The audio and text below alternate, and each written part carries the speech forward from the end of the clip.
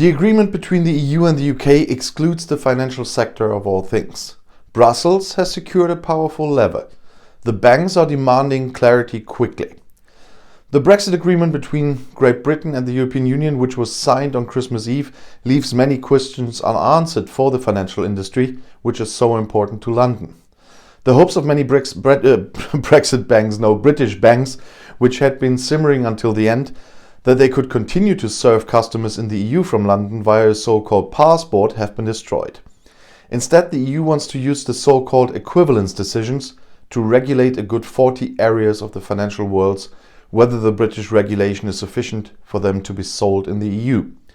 So far, not even a decision has been made on a handful of these areas. But one of the most important ones? Interest rate hedging transactions in euros may initially be carried out in England for a further 18 months. In the banks on Monday, they were pleased that a trade agreement was found and thus a chaotic Brexit was prevented. However, many would have liked more planning security for their own business.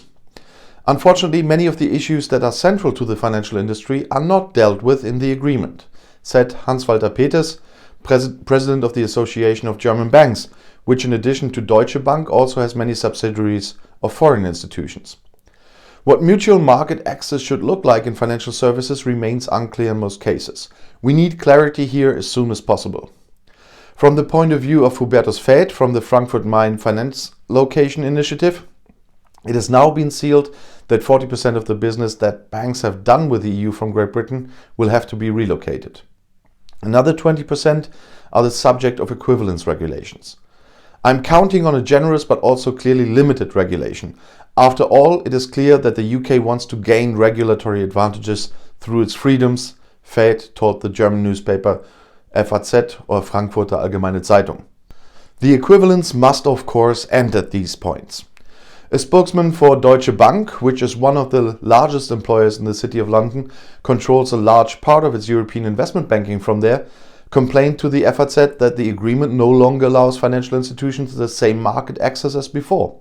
It now depends on what deal the EU and the UK can reach on financial services.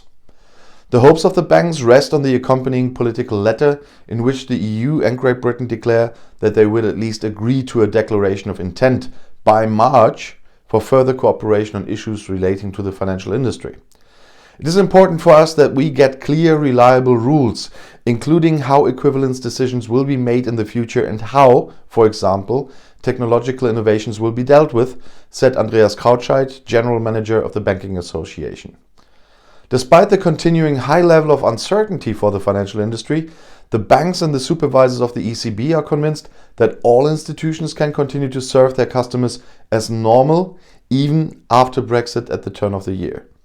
Both Krautscheit from the Banking Association and Sylvia Schmitten-Walgenbach, the president of the foreign banks in Germany, say that their member banks have been preparing for the loss of passport rights for a long time and have obtained appropriate licenses and set up units in the EU.